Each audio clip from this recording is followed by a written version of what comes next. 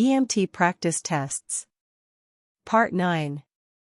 161. Bones are connected to other bones by tough fibrous tissues called A. Bursa, B. Tendons, C. Cartilage, D. Ligaments. The answer is D. Ligaments. 162. During your assessment of a 29-year-old female with significant deformity to her left elbow, you are unable to palpate a radial pulse.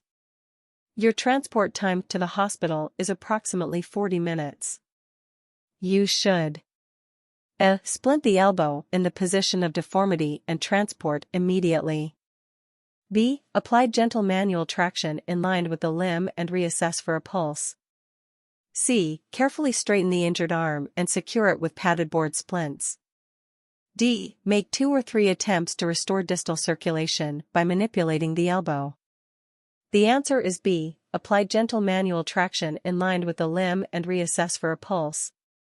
163. Assessing a person's neurovascular status following a musculoskeletal injury includes all of the following, except A. Assessing motor function, B. Assessing sensory function, C. Evaluating proximal pulses, D. Determining capillary refill.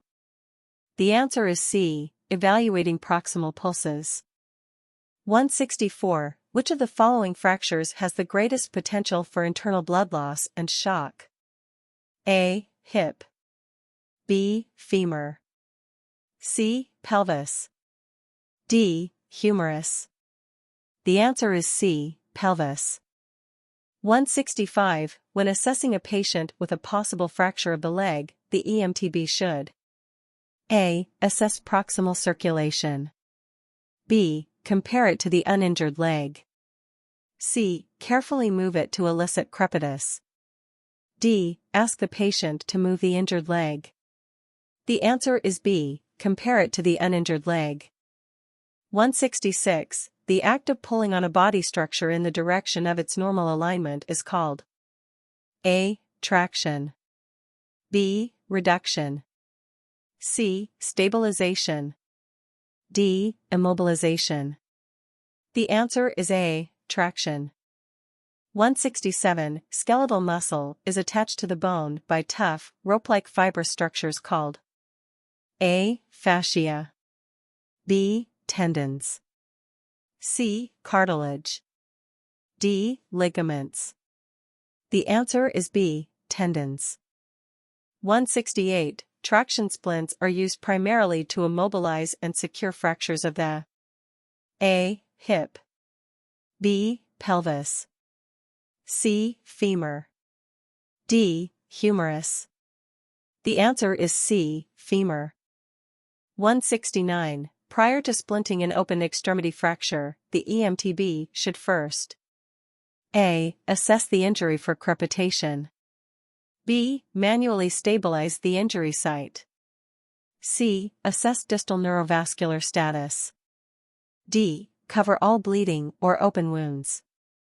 The answer is D. Cover all bleeding or open wounds. 170. A hip fracture is actually a fracture of the A. Pelvic girdle, B. Femoral shaft, C. Pubic symphysis, D. Proximal femur. The answer is D. Proximal femur. 171. A 45-year-old male was working on his roof when he fell approximately 12 feet, landing on his feet. He is conscious and alert and complains of an ache in his lower back. He is breathing adequately and has stable vital signs. You should A. Obtain a Glasgow Coma score value and give him oxygen, B. Perform a focused physical exam and immobilize his spine, C. Allow him to refuse transport if his vital signs remain stable, D. Perform a rapid trauma assessment and immobilize his spine. The answer is B. Perform a focused physical exam and immobilize his spine. 172. If you do not have the appropriate size cervical collar, you should A. Use rolled towels to immobilize the patient's head, B. Place sandbags on either side of the patient's head, C. Ask the patient to keep his or her head in a neutral position. D. Defer cervical immobilization and apply lateral head blocks. The answer is A. Use rolled towels to immobilize the patient's head. 173. Which of the following statements regarding cervical collars is most correct? A. Once a cervical collar is applied, you can cease manual head stabilization.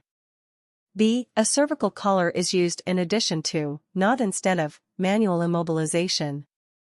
C. Cervical collars are contraindicated in patients with numbness to the extremities. D. The patient's head should be forced into a neutral position to apply a cervical collar. The answer is B. A cervical collar is used in addition to, not instead of, manual immobilization. 174. A football player experienced a possible spinal injury when he was tackled. He is conscious and alert, but tells you that he is having trouble breathing. His respirations are 28 breaths/min and labored. He is still wearing his helmet. You should A. Leave the helmet on, secure him to a long backboard, and give oxygen.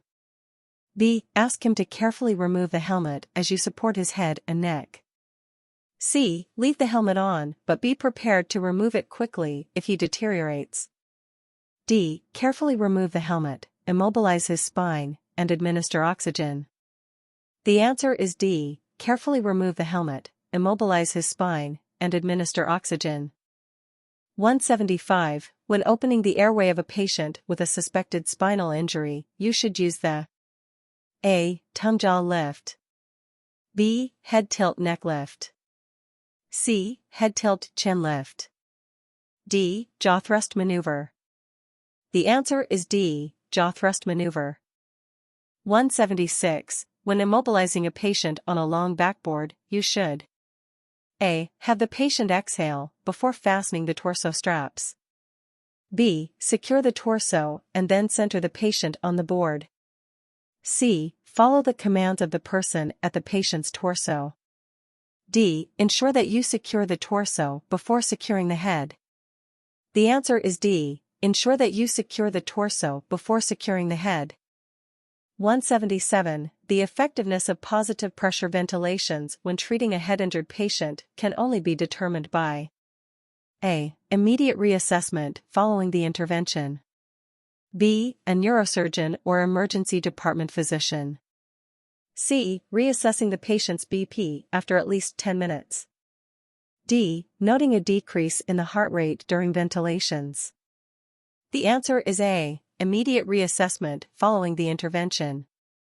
178. The most common and serious complication of a significant head injury is A. Skull fracture. B. Cerebral edema.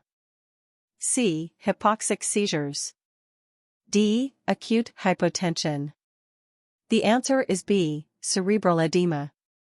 179. Coordination of body movement is controlled by the A. Medulla. B. Cerebrum. C. Cerebellum. D. Brainstem. The answer is C. Cerebellum. 180. Common signs of a skull fracture include all of the following, except A. Mastoid process bruising. B. Ecchymosis around the eyes. C. Noted deformity to the skull. D. Superficial scalp lacerations. The answer is D. Superficial scalp lacerations.